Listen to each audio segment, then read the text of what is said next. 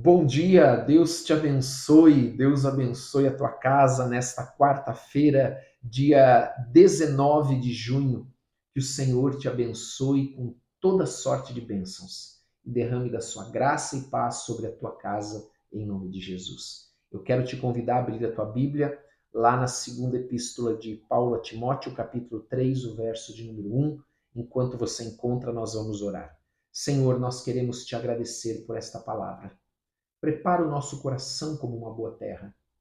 Dá-nos o teu espírito para que esta palavra seja vivificada, porque nós queremos viver, praticar, andar no teu caminho. E pedimos a Deus que o teu espírito também nos dê o entendimento e a compreensão que nós precisamos. Em nome de Jesus Cristo. Amém. Quero lembrar você que hoje nós estamos de jejum como igreja e temos alguns propósitos que nós apresentamos no início do jejum, no período que você determinou. Por exemplo, se você determinou começar hoje às 8 horas da manhã o teu jejum e levar o teu jejum, por exemplo, até às 16 horas da tarde.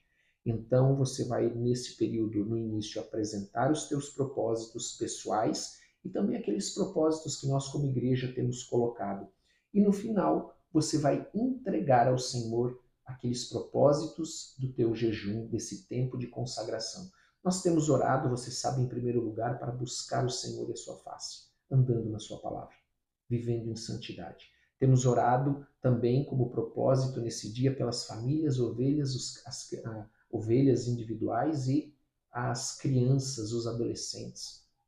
Temos orado também nesse dia pela paz de Jerusalém, por Israel, pedindo a Deus que envie também ceifeiros, porque muitas pessoas precisam de Jesus, não conhecem Jesus. E oramos pelo nosso Brasil para que o Senhor tenha misericórdia, que esse Brasil possa ser transformado em nome de Jesus. Em especial pelo Rio Grande do Sul, nesses dias que nós estamos vendo, está sofrendo mais uma vez aí com chuvas. Nós pedimos a Deus que abençoe em nome de Jesus. Amém?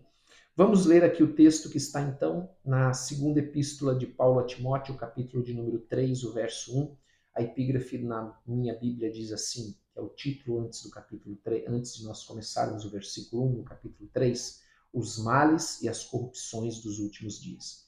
Então Paulo continua orientando Timóteo, continua trazendo Timóteo a ver as coisas da perspectiva espiritual, da perspectiva do reino de Deus, da batalha espiritual que existe, dos falsos mestres que estavam penetrando na igreja e trazendo ensinos de demônios, heresias. E ele então diz: sabe, porém, isso, nos últimos dias. Últimos dias, você já sabe, é aquele período compreendido entre a primeira vinda de Cristo, em especial o derramado do Pentecostes, e a segunda vinda de Cristo. Este é o período dos últimos dias. Nós estamos vivendo este período, o período dos últimos dias. E ele diz que nesses últimos dias, nesse período final, iria sobrevirão tempos difíceis.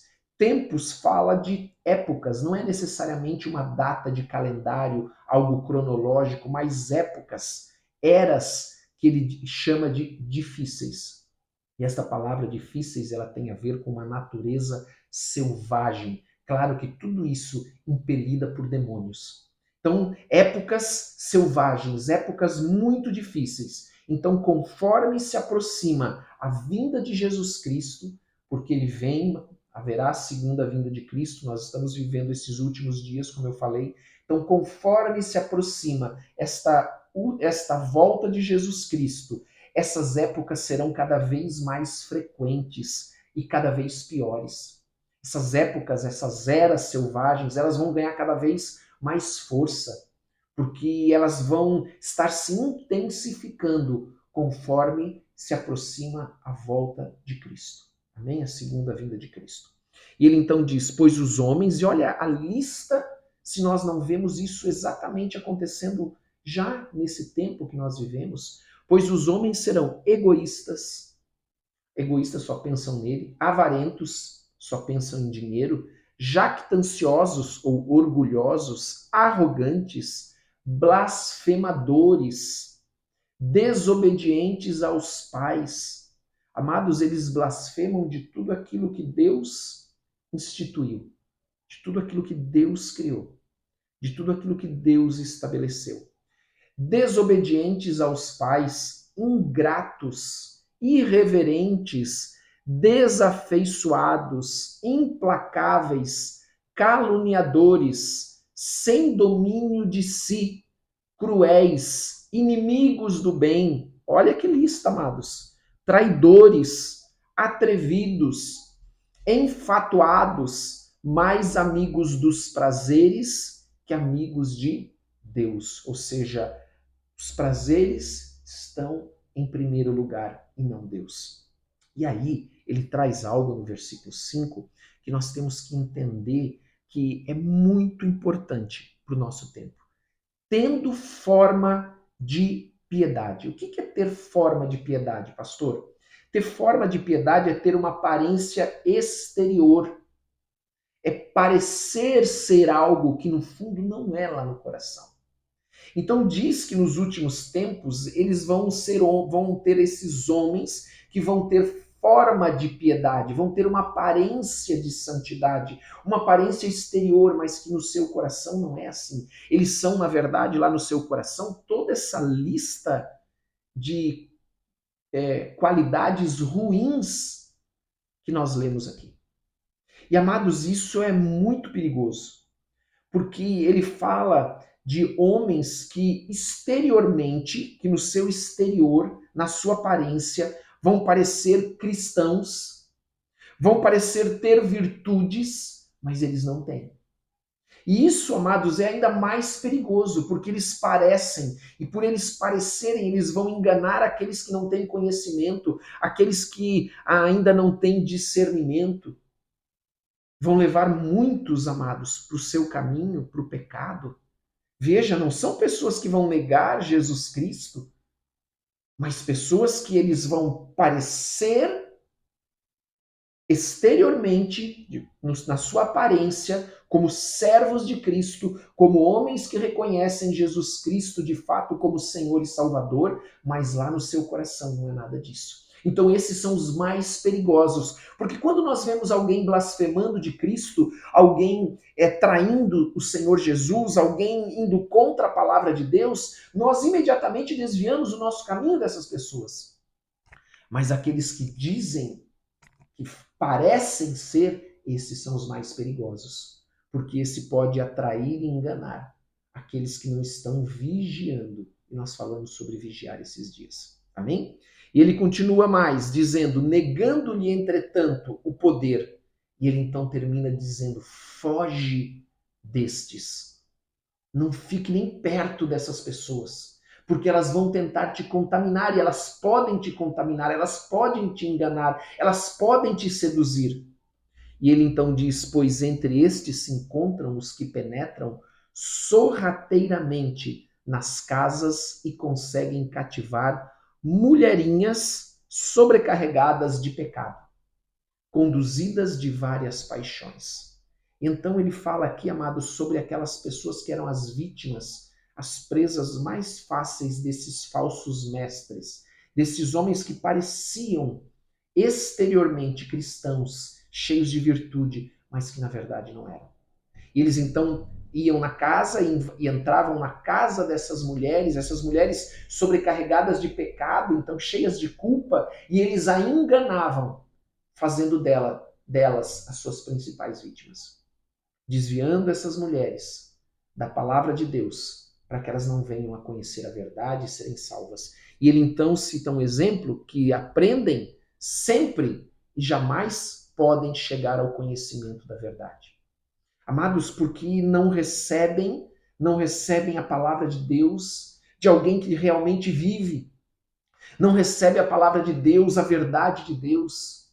E então elas ficam presas no pecado, ficam presas na culpa e ficam nesse ciclo de pecado e culpa e nunca se libertam. O que era muito bom para esses falsos mestres, eles continuavam as prendendo ou prendendo-as, amém? Cativando elas com seus ensinos e heresias e mentiras. Era assim que eles faziam, porque eles pareciam ser o que não eram. Eles então enganavam essas mulheres. Amém?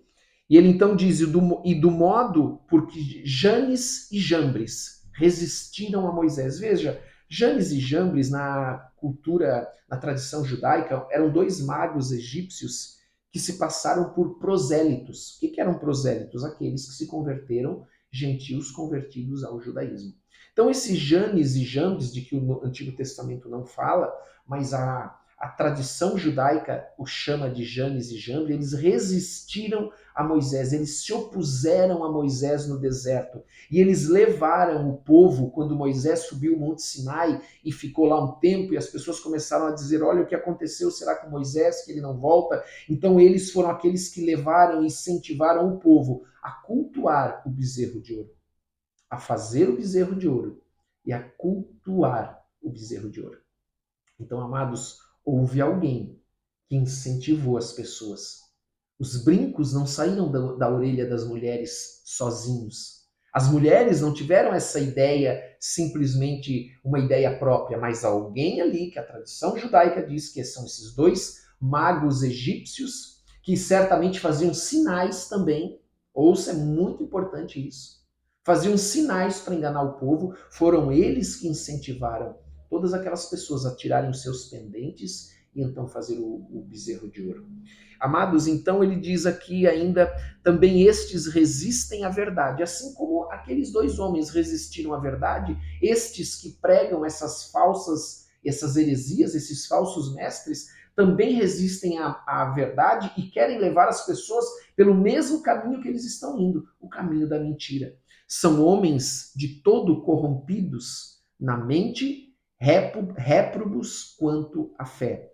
Eles, todavia, não irão avante, porque a sua insensatez será a todos evidente, como também aconteceu com a daqueles. Então, em determinado momento, esses falsos mestres que se passam por cristãos cheios de virtude, eles serão desmascarados. Será evidente a todos as suas mentiras, o seu engano, as suas heresias, os seus falsos ensinos, porque esses homens, amados, eles são homens que eram corrompidos. Corrompidos é porque eles não tinham valor. E eles não tinham valor porque eles foram testados e foram vistos como sem valor. E em determinado momento será evidente a todos quem de fato eles são. Amados, e nós temos muitos no mundo que pregam um evangelho sem sacrifício, um evangelho sem cruz. Amados, um evangelho onde o homem ele não precisa renunciar a nada. Exatamente isso que esses homens pregavam, um evangelho sem renúncia, sem sacrifício, sem cruz. Então, esses homens, em determinado momento, toda a insensatez deles, todo o engano, toda a mentira deles, será evidente a todos aqueles que não perceberam, não viram, em nome de Jesus. Amém? Vamos orar então, Pai, em nome de Jesus Cristo, nós queremos te agradecer por esta manhã, por esta palavra. Pedimos que o Senhor abençoe esse nosso dia, esse dia de jejum, perdoando os nossos pecados, assim como nós temos perdoado aqueles que nos têm ofendido.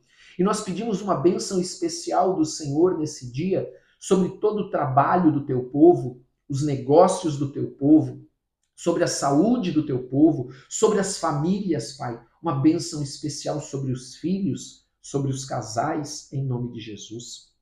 Pedimos que o Senhor abençoe também aqueles que são viúvos, viúvas, solteiros, solteiras, em nome de Jesus. Pedimos a tua bênção e a tua graça, em nome de Jesus. Pedimos que o Senhor os abençoe poderosamente nesse dia e os livre de todo o mal, em nome de Jesus. Amém e amém. Glória a Deus. Não esqueça de dar o seu like, não esqueça de compartilhar com quem você ama e colocar nos comentários o teu pedido de oração. Nós oramos por todos, em especial nesse dia de jejum. Amém? Que Deus te abençoe e tenha um ótimo dia em nome de Jesus.